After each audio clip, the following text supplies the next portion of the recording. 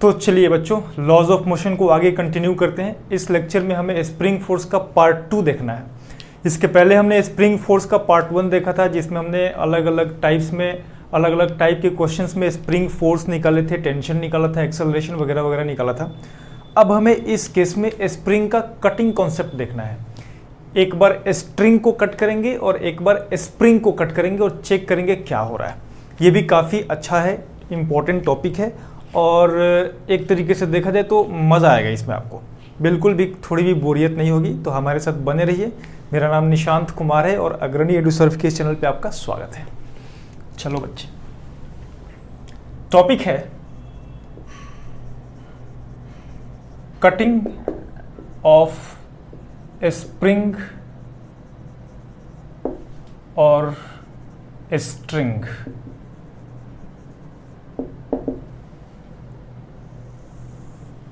ये टॉपिक है, काफ़ी अच्छे से ध्यान रखिएगा, ध्यानपूर्वक समझिएगा, ध्यानपूर्वक स्टडी कीजिएगा। देखना बेटा, करेंगे कैसे इसको। मान लो हमारे पास ये एक स्प्रिंग है,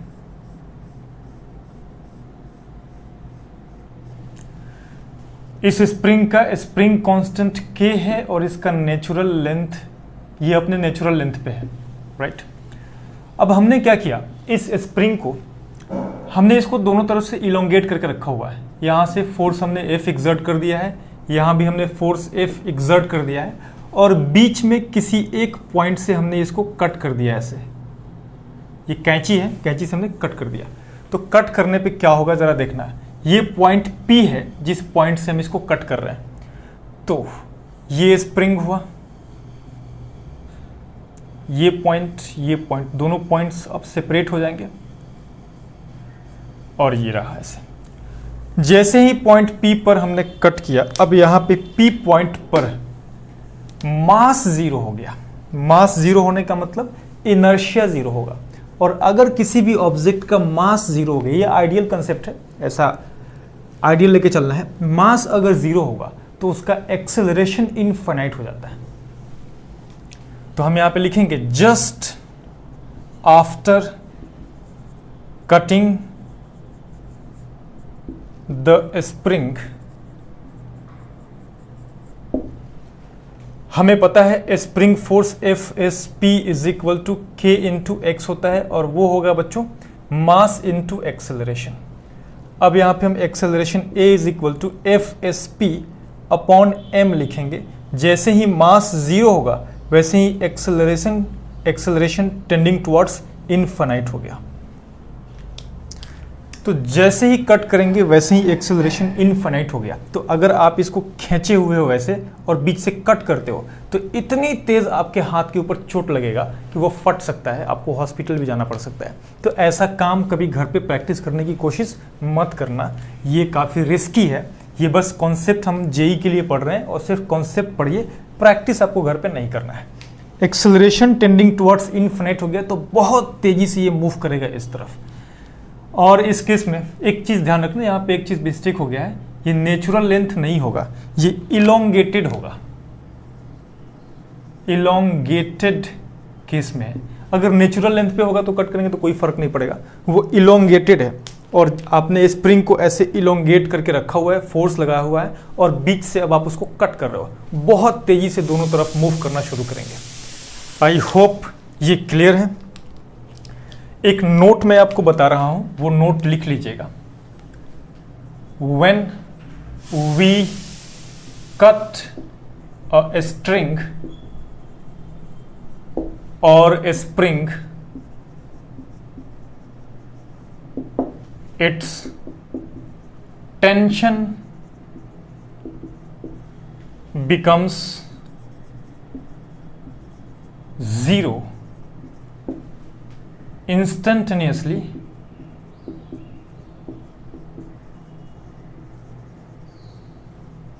and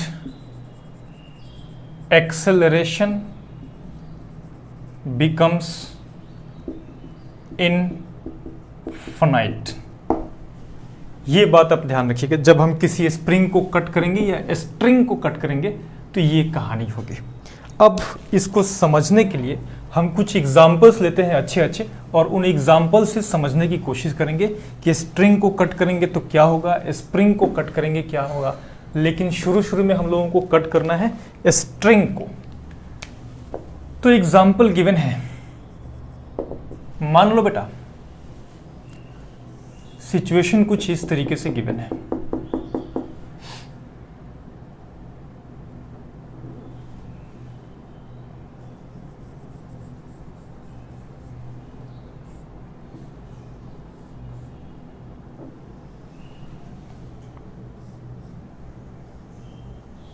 ये स्प्रिंग है, स्प्रिंग कांस्टेंट के है और ये स्ट्रिंग है। तो अब हमें दो कंडीशंस बनाने हैं, एक कंडीशन होगा बिफोर कटिंग का और एक कंडीशन होगा आफ्टर कटिंग का। तो जब बिफोर कटिंग का हम चेक करेंगे तो ये इक्विलिब्रियम में होगा। तो हम एक स्टेटमेंट लिखेंगे, बिफोर स्टेटमेंट नहीं, एक इक्वेशन बनाएंगे बिफोर कटिंग और देखना क्या होगा।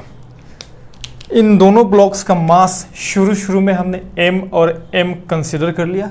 तो देखना बेटा ध्यान से, यहां लग रहा होगा mg डाउनवर्ड, यहां लग रहा होगा टेंशन T अपवर्ड, यहां टेंशन T तो वही टेंशन T पलट करके यहां लग जाएगा और इस ब्लॉक का mg लग रहा होगा डाउनवर्ड।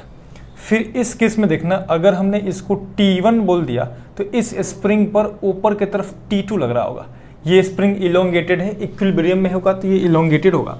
जब इलोंगेटेड होगा तो स्प्रिंग फोर्स ऊपर की तरफ लग रहा होगा। अब ये इक्विलिब्रियम का केस है, तो और इक्विलिब्रियम के केस में अगर हम इस m मास को चेक करें तो ये रहा मास m, इस m मास पर mg लगा वर्टिकली डाउनवर्ड और इस पर टेंशन T1 लगा अपवर्ड। इसका एक्सेलरेशन होगा जीरो। एक्सेलरेशन जीरो होने का मतलब T1 is equal to mg आ गया। ये लो बेटा, बिफोर कटिंग T1 मिल गया। ऐसे ही T2 निकालते हैं। तो अगर हम ऊपर वाले ब्लॉक का डायग्राम बनाएंगे तो ये ब्लॉक का मास है m और इस ब्लॉक पर T1 लग रहा होगा डाउनवर्ड। ये लो एक फोर्स लग गया T1 और इस ब्लॉक का mg लग रहा होगा डाउनवर्ड और इस ब्लॉक पे एक और फोर्स लग रहा होगा ऊपर की तरफ T2। हम सबको पता है ये इक्विलिब्रियम में है, इक्विलिब्रियम में होने का मतलब एक्सेलरेशन जीरो। अगर एक्सेलरेशन जीरो हुआ तो यहाँ पे हम लिखेंगे T2 is equal to T1 plus mg। देखना बेटा T1 की वैल्यू mg के बराबर है, यानी कि T2 इज इक्वल टू हमें मिल गया 2 टाइम्स mg। ये आप नोट कर लीजिए, T1 और T2 की वैल्यू बिफोर कटिंग मिल गया। अब आफ्टर कटिंग चेक करते हैं, देखते हैं आफ्टर कटिंग क्या होगा। After cutting, cutting the string. अभी हम स्ट्रिंग को कट करेंगे, बाद में हम स्प्रिंग को कट करेंगे। तो अब हमने इस स्ट्रिंग को कट कर दिया। आप इस डायग्राम को एक बार नोट कर लीजिएगा, दूसरी बार दोबारा इस डायग्राम को फिर नोट कीजिएगा। आफ्टर कटिंग में मैं एक ही बार में काम चलाऊंगा और यहाँ पे हमने इस स्ट्रिंग को कट कर दिया। जैसे ही इस स्ट्रिंग को कट करेंगे टेंशन जीरो हो गया, सडनली टेंशन जीरो हुआ। Tension in a string becomes zero suddenly at that moment। अब उस मोमेंट पर कुछ कहानी होगा, वो कहानी देखेंगे। एट दैट मोमेंट की काम हो रही है, बहुत देर के बाद नहीं चेक करना है, बहुत देर के बाद कुछ और होगा, हमें उस मोमेंट पर देखना है। तो एट दैट मोमेंट क्या होगा वो चेक करते हैं। देखिएगा, अगर हम इस M1 का इस नीचे वाले ब्लॉक का डायग्राम बनाएं तो ये नीचे वाला ब्लॉक है ऐसे, M मास का ब्लॉक है नीचे लग रहा है mg, ऊपर कोई फोर्स लग रहा था क्या? यस, T1 लग रहा था और हमने कट कर दिया, तो कट करते ही T1 इज इक्वल टू 0। अब T1 इज इक्वल टू 0 हुआ, जैसे ही आपने कट किए तो फ्री फॉल शुरू कर देगा। तो फ्री फॉल शुरू किया तो हमने मान लिया इसका एक्सेलरेशन a1 डाउनवर्ड है, तो चेक करते हैं a1 की वैल्यू कितनी होगी। तो a1 की वैल्यू चेक करने हमें काम करेंगे बेटा, हम लिखेंगे mg is equal to ma1, तो ये लो a1 is equal to mg आ गया, sorry a1 is equal to g आ गया। ये g एक्सेलरेशन से डाउनवर्ड मूव कर रहा था और वैसे ही आपको इस केस में दिख ही रहा है, जैसे ही कट करेंगे ये तो फ्री फॉल करेगा, फ्री फॉल का मतलब एक्सेलरेशन g के बराबर है। अब हम दूसरे वाले ब्लॉक की बात करते हैं, इस ब्लॉक पर क्या होगा। तो दूसरे ब्लॉक पर m मास का ब्लॉक है, उस m मास के ब्लॉक पर ऊपर की तरफ एक फोर्स लग रहा था टेंशन T2, और आपने स्ट्रिंग को कट किया है, तो उस एक इंस्टेंट पर स्प्रिंग के अंदर कोई चेंज नहीं आएगा। स्प्रिंग पर जो टेंशन लग रहा है T2 वो वैसे ही लगता रहेगा, स्ट्रिंग का टेंशन 0 होगा। इस ब्लॉक का mg लगेगा डाउनवर्ड और इस ब्लॉक पर एक फोर्स और लग रहा था जो अब कट करने के बाद 0 हो गया, यानी कि tension T1 is equal to 0 हो गया। ये tension T1 is equal to 0 हुआ। मान लिया हमने कट करने के बाद ये ब्लॉक अपवर्ड मूव कर रहा है विद एक्सेलरेशन a2 से, तो अब क्या होगा देखिए, इसका इक्वेशन लिखेंगे। इक्वेशन होगा T2 minus mg is equal to ma2। बेटा T2 की वैल्यू कितनी है? 2mg, तो यहां पे लिखेंगे 2mg minus mg is equal to ma2, तो ये हो जाएगा a2 is equal to g। But ये किस तरफ है? अपवर्ड। a2 की वैल्यू g अपवर्ड है। हम यहाँ पे डायग्राम देख लेना, डायग्राम में हमने a2 अपवर्ड लिया हुआ है। अगर आप डाउनवर्ड ले लोगे तो यही a2 नेगेटिव आ जाएगा, नेगेटिव माइनस g आ जाएगा, तो कोई फर्क पड़ेगा नहीं। माइनस साइन बताएगा कि आप जिस तरफ चूज किए हो उसके ऑपोजिट डायरेक्शन में वो मूव कर रहा है। तो a2 is equal to g आ गया। बेटा जब आपने कट किया तो a1 की वैल्यू g के बराबर है, लेकिन वो डाउनवर्ड है, यहां पर लिख देना डाउनवर्ड। और जब आपने कट किया तो जो ऊपर वाला ब्लॉक था, ये वाला ब्लॉक m, उस ब्लॉक का एक्सेलरेशन अपवर्ड हो गया g के बराबर। एक मूव करेगा डाउनवर्ड g से, एक मूव करेगा अपवर्ड g से। आई होप क्लियर है। इसको पूरा कॉपी कर लीजिए। एक और सिचुएशन देखते हैं, इसी में अब की बार इसको पलट देंगे, स्ट्रिंग को यहाँ करेंगे, स्प्रिंग को यहाँ करेंगे और स्ट्रिंग को ऊपर से कट करेंगे। अब चेक करते हैं एक्सेलरेशन कितना होगा।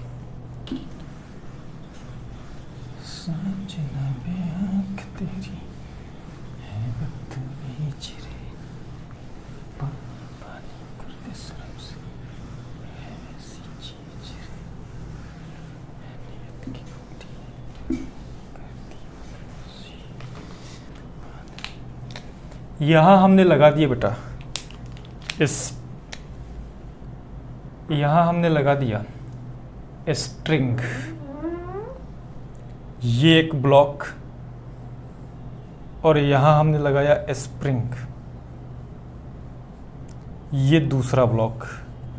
m मास का ये भी है, m मास का ये भी है। अब देखना इस केस में क्या होगा।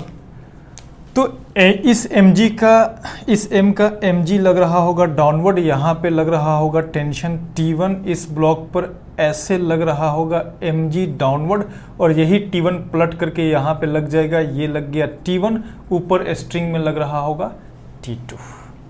आई होप इतना क्लियर है। फ्री बॉडी डायग्राम में आप फोर्सेस तो देख ही सकते हो, फोर्सेस कैसे कैसे लग रहे होंगे।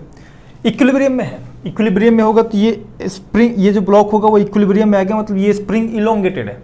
जब इलोंगेटेड होगा तो ऊपर की तरफ एक फोर्स लग जाएगा, टेंशन फोर्स, और टेंशन फोर्स आपको पता है इस केस में क्या होगा, स्प्रिंग फोर्स होगा जो kx के बराबर होता है। चलिए इक्वेशन लिखते हैं बिफोर कटिंग का। बिफोर कटिंग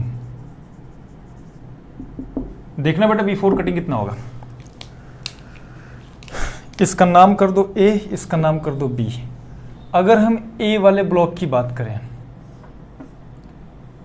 ये A वाला ब्लॉक है, ये ए वाला ब्लॉक है, इसका मास है m, इस ब्लॉक का mg लग रहा होगा डाउनवर्ड और इस ब्लॉक पर टेंशन T1 लग रहा है अपवर्ड, और कुछ भी नहीं है। ये ब्लॉक इक्विलिब्रियम में है। इक्विलिब्रियम में होने का मतलब इसका एक्सेलरेशन 0 है, एक्सेलरेशन 0 है तो बच्चे T1 is equal to mg के बराबर होगा, कोई दिक्कत नहीं।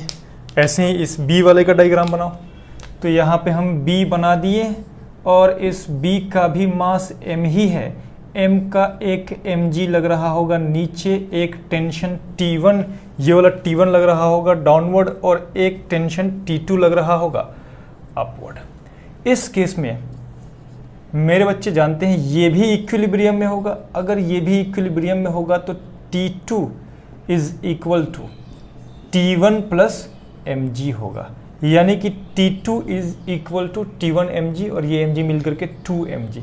जैसा पहले वाला केस था वैसा ही अब भी केस होगा। T1 T2 की वैल्यू जो पहले था वही अब भी आ गया। अब चेक कीजिए, आफ्टर कटिंग देखते हैं क्या होगा।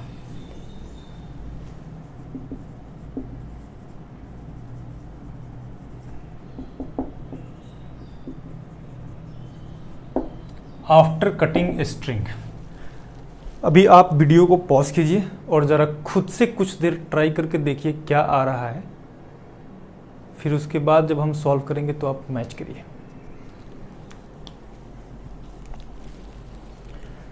तो चलिए बच्चों, मैं कर रहा हूं। हमने क्या किया, इस स्ट्रिंग को कट कर दिया, ये पूरा फॉल करना शुरू हो जाएगा। तो कट करते ही दोनों का डायग्राम बनाएंगे। पहले इस B वाले ब्लॉक का डायग्राम बनाते हैं। तो ये रहा बेटा B वाला ब्लॉक, B ब्लॉक, इसका मास है m और इसके ऊपर ऐसे लग रहा था पहले एक फोर्स T2 जो अब T2 0 हो गया। इस ब्लॉक का अपना mg तो डाउनवर्ड लग ही रहा है, इस ब्लॉक पर एक और फोर्स लग रहा है इस स्प्रिंग की वजह से, स्प्रिंग फोर्स जिसको हमने T1 नाम दिया है। ये ले बेटा T1 आ गया। अब कट करने पर ये इक्विलिब्रियम में तो रहेगा नहीं, ये डाउनवर्ड मूव करना शुरू कर दिया। जैसे ही इसको कट करेंगे वैसे ये डाउनवर्ड मूव करना शुरू कर दिया और हमने मान लिया ये A2 एक्सेलरेशन से डाउनवर्ड मूव कर रहा होगा। तो अब इस केस में देखना, इस m मास के ब्लॉक का अगर हम इक्वेशन लिखें तो हमें मिलेगा T1 plus mg is equal to ma2। T1 और mg दो फोर्सेस हैं और दोनों फोर्सेस का sum is equal to mass into acceleration होगा। T1 की वैल्यू देखना बेटा mg है, तो mg और mg मिलकर के 2mg हो जाएगा। 2mg is equal to ma2 होगा, m से m कैंसल और a2 is equal to 2g आ गया। किस तरफ बेटा, डाउनवर्ड, डाउनवर्ड। जैसे ही कट किया डाउनवर्ड 2g आ गया। 2g आने का मेन रीज़न ये है कि शुरू में ये स्प्रिंग जो था वो इलोंगेटेड था। अगर ये स्प्रिंग ना होता, अगर ये स्प्रिंग ना होता तो इस स्ट्रिंग को कट करने पे ये ब्लॉक, सिर्फ ही अगर ये ब्लॉक स्ट्रिंग से जुड़ा होता तो acceleration due to gravity g से मूव करना शुरू कर देता। लेकिन अभी ये स्प्रिंग है, ये स्प्रिंग इलोंगेटेड है, ये स्प्रिंग इस ब्लॉक को डाउनवर्ड खींचना चाहता है, डाउनवर्ड पुल करना चाहता है। तो उस एक टेंशन की वजह से इसके ऊपर जो एक्सेलरेशन g होना था वो g ना होकर के 2g हो जाएगा। नेक्स्ट, अब इस ब्लॉक का देखते हैं क्या फर्क पड़ेगा उस पे। ब्लॉक है A, मास है m और इसके ऊपर फोर्स चेक करो, mg और T1। नीचे लग रहा है mg, ऊपर लग रहा है T1 और इसको हमने मान लिया एक्सेलरेशन A2 से नीचे आएगा। तो इस केस में हम लिखेंगे net force is equal to mass into acceleration. Acceleration नीचे है तो mg होगा पॉजिटिव, T1 होगा नेगेटिव। तो यहाँ हम लिखेंगे mg minus T1 is equal to ma2। T1 की वैल्यू कितना बेटा, mg है, यानी कि mg minus mg is equal to ma2 हुआ। इसका मतलब a2 इज इक्वल टू 0। मेरे बच्चे सोच रहे हो, मेरे लाल इसको देख करके पीले हो गए होंगे। देख बेटा, a2 इज इक्वल टू 0 का मतलब ये थोड़ी है कि रेस्ट पे आ गया, कांस्टेंट वेलोसिटी से फॉल कर रहा है। अभी भी ये फॉल तो कर ही रहा है, लेकिन इसका वेलोसिटी कांस्टेंट हो गया, और वेलोसिटी कांस्टेंट हो गया। और एक्सेलरेशन 0 होने के पीछे लॉजिक क्या है वो देखो।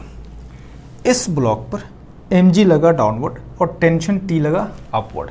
काश ये स्प्रिंग ना होता, अगर स्प्रिंग ना होता तो ये फ्री फॉल का केस होता और एक्सेलरेशन a = g से मूव कर जाता। अब ये स्प्रिंग है और वो स्प्रिंग इलोंगेटेड है, तो स्प्रिंग कंटिन्यूअस चाहता है इस ब्लॉक को ऊपर लेकर के जाना।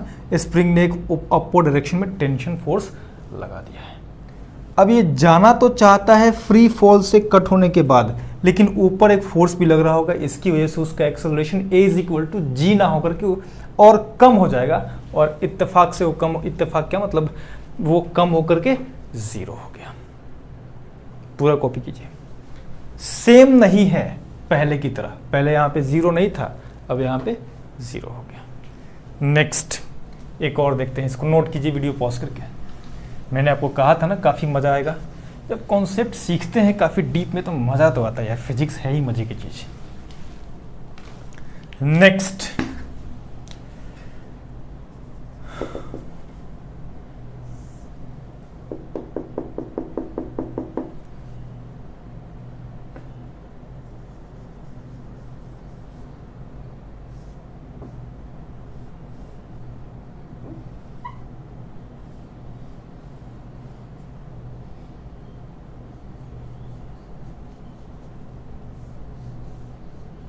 ये मास है m, ये मास है 2 टाइम्स m, और ये भी मास है m।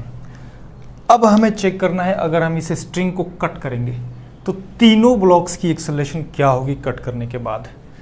तो चलिए एक बार हम बिफोर कटिंग और एक बार आफ्टर कटिंग चेक कर लेंगे।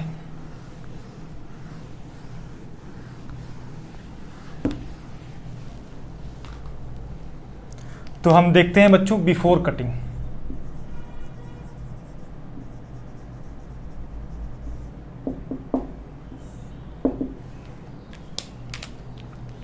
यहाँ लग रहा होगा mg डाउनवर्ड, यहाँ लग रहा होगा टेंशन T1 अपवर्ड। यही टेंशन पलट करके यहाँ पे लग जाएगा T1 और इसका 2mg डाउनवर्ड लग रहा होगा। यहाँ लग रहा होगा टेंशन T2, यही पलट करके यहाँ लग जाएगा T2 और इसका mg लग रहा होगा डाउनवर्ड, और यहाँ लग रहा होगा टेंशन T3। बिफोर कटिंग ये इक्विलिब्रियम में होगा, इक्विलिब्रियम में होगा तो T1 की वैल्यू mg के बराबर हो गया। ले बेटा T1 = mg। T2 देखना, T2 = T1 + 2mg, T1 + 2mg यानी कि T2 = 3 टाइम्स mg आ गया। इस T3 को देखना, T3 = T2 + mg, T2 है 3mg और 1mg मिलकर के 4mg हो जाएगा, तो T3 = 4 टाइम्स mg आ गया। अब आफ्टर कटिंग चेक करते, ये तो आसान था।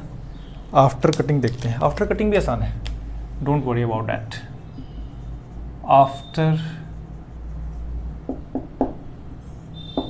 कटिंग जरा वीडियो को पॉज करके एक बार ट्राई कीजिए। आप लोग खुद से ट्राई करना इंपॉर्टेंट है, ना हो तब हमसे सीखिए, हो जाए तब भी मैच कीजिए। देखते हैं आफ्टर कटिंग क्या होगा। हमने इस स्ट्रिंग को कट कर दिया ऐसे। अब क्या होगा, तीनों ब्लॉक्स का फ्री बॉडी डायग्राम बना करके चेक कर लेते हैं। जैसे ही इसको कट करेंगे तो किसका पहले डायग्राम बनाऊं? पहले मैं बनाता हूं T3 का।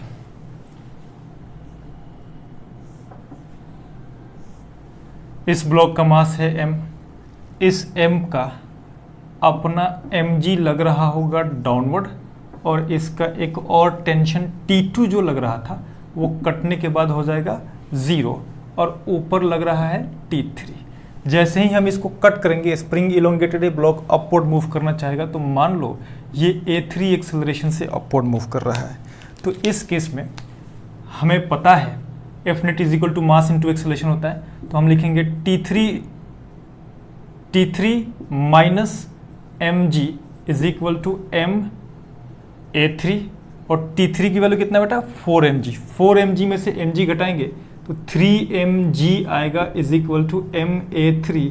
m से m कैंसल आउट होगा और A3 is equal to 3g हुआ। किस तरफ? तो ये हो जाएगा अपवर्ड, अपवर्ड मूव कर रहा होगा 3g से। अब ऐसे ही सेकेंड नंबर वाले का चेक कर लेंगे। तो सेकेंड नंबर है बेटा 2m। तो ये लो सेकेंड नंबर का मास 2m। 2m का अपना 2mg तो डाउनवर्ड लग ही रहा होगा और इस केस में T1 और T2 भी लग रहा है। तो T2 लग रहा होगा ऊपर, जो कि कट करने के बाद 0 हो गया, और ये नीचे की तरफ एक T1 भी लग रहा होगा, ये T1। और ये एक्सेलरेशन A2 से मान लिया डाउनवर्ड फॉल करना शुरू किया आफ्टर कटिंग। तो इस केस में F net is equal to mass into acceleration लिखेंगे, और एफ नेट है बच्चा 2mg plus T1 is equal to Ma2। 2mg और T1 की वैल्यू कितना बड़ा है mg, तो ये हो जाएगा 3mg। तो 3mg is equal to Ma2, m से m कैंसिल आउट हुआ और A2 is equal to 3g। अब ये 3g से डाउनवर्ड मूव कर रहा होगा। ले बेटा, ये 3g से अपवर्ड मूव कर रहा है और ये 3g से डाउनवर्ड मूव कर रहा है। किया क्या? अरे वही तो, जैसे ही कट किया T2 की वैल्यू 0 हो गई और इसका 2mg लग रहा होगा डाउनवर्ड, और आपने स्ट्रिंग को कट किया है तो इस स्प्रिंग पर तो कोई फर्क ही नहीं पड़ेगा, स्प्रिंग पर T1 वैसे ही लगता रहेगा। तो हम यहाँ पे लिखेंगे 2mg plus T1, 2mg plus T1 is equal to, oh sorry यहाँ पे 2m है तो 2ma2, तो 2ma2 होगा। तो ये 3g/2 हो गया, नहीं 3g नहीं होगा, 3g/2 हो जाएगा। ये 3g/2 एक्सेलरेशन से डाउनवर्ड मूव कर रहा होगा। अब चलिए, अब हम इस नीचे वाले m के बारे में बात करते हैं। ये रहा बेचारा छोटा सा m, इस m का mg लग रहा होगा डाउनवर्ड, ऊपर लग रहा होगा टेंशन T1, और ये कट करने के बाद नीचे एक्सेलरेशन A1 से मूव करना शुरू कर देगा। ओके, T1 लगा ऊपर की तरफ, mg लगा नीचे की तरफ, और ये डाउनवर्ड फॉल कर रहा होगा एक्सेलरेशन A1 से। तो जैसे ही हम स्ट्रिंग कट करेंगे, अब net force is equal to mass into acceleration होता है। तो नेट फोर्स कितना है बेटा T1, सॉरी नीचे की तरफ है mg, तो हम लिखेंगे mg minus T1 is equal to m into A1। तो mg ये T1 कितना है, ले बेटा mg, तो mg माइनस mg तो 0 हो गया, तो A1 इज इक्वल टू 0। अब क्या करें, करना क्या है, लिख दो कांस्टेंट वेलोसिटी से मूव करेगा। जब आप इस स्ट्रिंग को कट करोगे, अगर इसका मास m है तो ये कांस्टेंट वेलोसिटी से मूव करना शुरू कर देगा। तो यहाँ पे लिख देना constant velocity. I hope you got the point. इस पूरे को कॉपी कर लीजिए। अब इसमें थोड़ा सा चेंज कर देते हैं। चेंज ये करेंगे कि इस स्ट्रिंग को ना कट करके इस स्प्रिंग को कट करेंगे, सब सिचुएशन सेम। तो अगर आप समझ गए हैं तो वीडियो को पॉज करके ट्राई कीजिए, नहीं समझे हैं तो आइए हमारे साथ समझिए, हम आपको समझाते हैं। समझाने में तो हम माहिर हैं।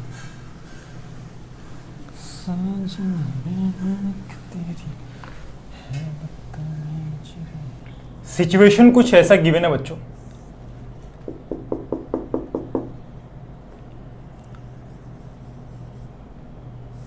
ये एक स्प्रिंग है, उससे एक m मास का ब्लॉक कनेक्टेड है। ये स्ट्रिंग है, इस स्ट्रिंग से एक 2m मास का ब्लॉक कनेक्टेड है। फिर ये एक स्प्रिंग है और इस स्प्रिंग से नीचे एक और m मास का ब्लॉक कनेक्टेड है। हमें इस स्प्रिंग को कट करना है। अब तो चलिए, सबसे पहले आप जानते हैं क्या करना है, बिफोर कटिंग चेक करना है। तो बिफोर कटिंग के केस में होगा क्या वो देख लीजिए। यहाँ पे नीचे लग रहा होगा mg, ऊपर लग जाएगा टेंशन T1, वही टेंशन पलट करके यहाँ पे T1 लग रहा होगा। यहाँ पे 2mg लग रहा होगा, यहाँ पे टेंशन T2 लग रहा होगा, वही टेंशन पलट के यहाँ पे T2 लग जाएगा, यहाँ पे mg लग रहा होगा और यहाँ पे टेंशन T3 लग रहा होगा। फोर्स एनालिसिस कर दिया हमने। अब चलो चेक करते हैं। इस mg के लिए देखो, T1 is equal to mg होगा, बिफोर कटिंग में इक्विलिब्रियम में होगा, T1 is equal to mg, पहला काम खत्म। दूसरा देखना है, इस केस में T2 इज इक्वल टू, नीचे लग रहा है एक T1 और प्लस एक लग रहा है 2mg। तो T2 is equal to T1 की जगह पे mg डालो तो 2mg प्लस mg मिलकर के 3mg हो गया। इस केस में चेक करना T3 इज इक्वल टू, नीचे लगा T2 plus mg, T2 plus mg, T2 की वैल्यू कितना है बेटा 3mg और 1mg मिलके कितना हो जाएगा 4mg। ये लो T1 mg, T2 3mg, T3 4mg। अब आफ्टर कटिंग चेक करते हैं। आफ्टर कटिंग करेंगे कैसे वो देखिए। जब हम स्प्रिंग को कट करते हैं तो after cutting the spring force becomes 0 suddenly and tension in a string changes।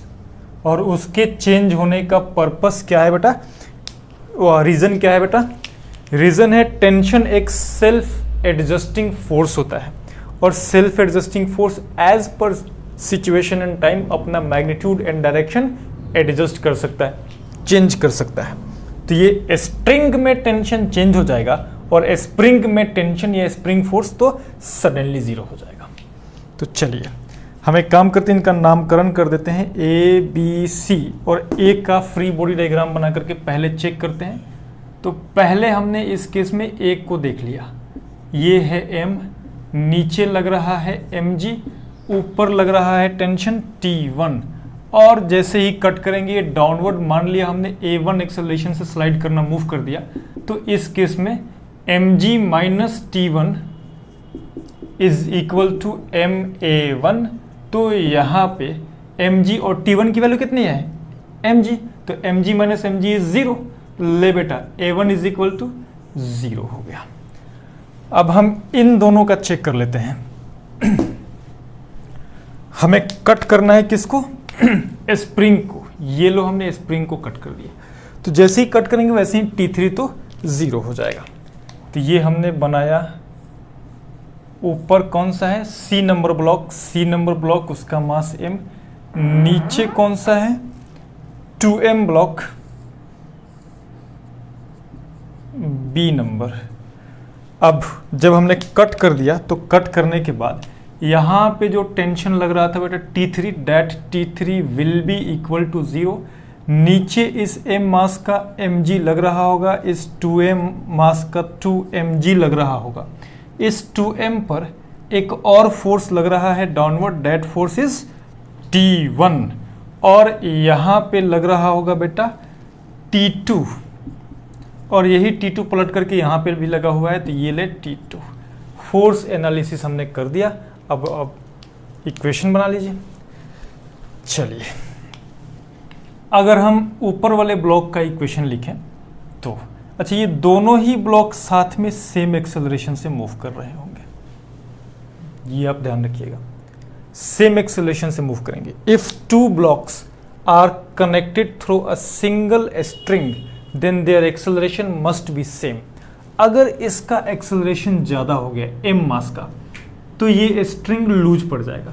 String loose करते ही इसके अंदर टेंशन 0 हो जाएगा, लेकिन टेंशन 0 तो है नहीं, स्प्रिंग फोर्स 0 हुआ था, टेंशन इन स्प्रिंग 0 हुआ था, tension in string is not 0। तो अगर ये 0 नहीं है इसका मतलब इन दोनों का वैल्यू सेम होना चाहिए, दोनों का एक्सेलरेशन सेम होना चाहिए। I hope you got it. चलिए इक्वेशन लिखते हैं। अब इस ब्लॉक का इक्वेशन लिखो तो यहाँ मिलेगा mg plus T2 is equal to ma, इसको A2 बोल दो तो ये ma2 हुआ। इस ब्लॉक का इक्वेशन लिखो तो हमें मिलेगा T1 plus mg, T1 plus 2mg is equal to 2ma2। लेकिन यहाँ पे एक और चीज़ ध्यान रखिएगा, बहुत अच्छे से ध्यान रखिएगा, और वो बात ये है कि इसमें टेंशन की वैल्यू जो T1 और T2 हमने लिया है वो T1 और T2 ना होकर के इस केस में आपका वैल्यू पुट कर देना, और T की वैल्यू आपको यहाँ पे निकालना पड़ेगा, क्योंकि मैंने कहा है कि इसके अंदर टेंशन चेंज हो जाएगा। जब चेंज हो जाएगा तो चेक करो T1 और T2 में से किसकी वैल्यू आप 0 पुट करोगे। एक है T1, एक है T2, दो 0 नहीं, सॉरी, किसकी वैल्यू पहले से उठा करके आपको पुट करना है, जरा चेक करो। तो आपको तो पता ही होगा बेटा, जब हमने इसको सॉल्व किया है तो इस केस में जो A2 की वैल्यू हमें निकालना है तो T1 की वैल्यू पुट करना पड़ेगा। अच्छा, यहाँ पे T2 छूट गया है, यहाँ पे T2 छूट गया है बाय मिस्टेक, तो यहाँ पे T1 plus 2mg minus T2 करेंगे, minus T2 is equal to 2ma 2 अब इसको हम जोड़ देंगे। आपको पता है T1 की वैल्यू वैसी रहेगी, भाई हमने ऊपर वाले स्प्रिंग को कट किया है तो नीचे वाले पे तो कोई फोर्स पड़ेगा नहीं, फर्क पड़ेगा नहीं, और T1 की वैल्यू कितना है, mg के बराबर है, तो T2 से T2 कैंसल आउट हो जाएगा, और ये रहा mg और ये रहा mg, 2mg और ये रहा 2mg, 4mg is equal to ma2 plus 2ma2 is 3ma2, m से m कैंसल आउट हुआ और a2 is equal to 4/3g आ गया। यानी कि इन दोनों ब्लॉक्स का, m और 2m ब्लॉक्स का एक्सेलरेशन a2 4/3g आ गया। दोनों का सेम एक्सेलरेशन होगा, इसका और इसका एक्सेलरेशन सेम होगा और इसका एक्सेलरेशन डिफरेंट होगा, और वो हमने यहाँ पे निकाला है, वो 0 आ गया है। I hope you got the point. इसको अच्छे से कॉपी कीजिए। एक और स्टेटमेंट, एक और कॉन्सेप्ट हम चेक करते हैं, और वो एक्चुअली जनरली ज़्यादा आता नहीं है, लेकिन अगर ऐसा कॉन्सेप्ट कभी आ गया तो आपको दिक्कत परेशानी ना हो, उसके लिए हम डिस्कस कर देते हैं। मान ले बेटा ये एक स्प्रिंग है,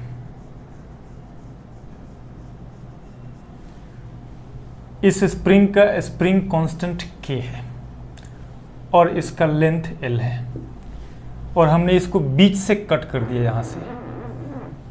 तो कट करने के बाद क्या होगा वो समझिएगा। मैंने आपको कहा था थोड़ी देर पहले, पिछली क्लास में मैंने आपको बताया था कि जो स्प्रिंग कांस्टेंट K होता है वो inversely proportional to natural length होता है। Natural length, spring constant K is inversely proportional to natural length. If we increase its length, then K decreases. If we decrease the K, then natural length increases. अब देखना यहाँ पे, पहले से इसका length L था, हमने दो इक्वल पार्ट्स में कट कर दिया, तो ये लेंथ हो गया बेटा L/2 और ये भी लेंथ हो गया L/2। अब इनको कट करके अलग अलग ड्रॉ कर लो। ये हमने एक ड्रॉ कर दिया ऐसे, ये हमने दूसरा ड्रॉ कर दिया ऐसे। अब इनका ये लेंथ है L/2, तो इसका जो स्प्रिंग कांस्टेंट होगा वो 2K हो जाएगा। ये लेंथ है L/2, तो इसका स्प्रिंग कांस्टेंट 2K हो जाएगा। रीजन आपको समझ में आ ही रहा होगा क्यों होगा ऐसा। इसको अच्छे से कॉपी कर लीजिए। अब हम एक और चीज देखते हैं कि इसको n पार्ट्स में कट करेंगे तो क्या होगा।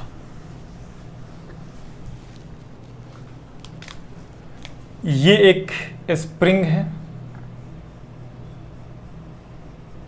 स्प्रिंग का स्प्रिंग कांस्टेंट K है और नेचुरल लेंथ उसका L है।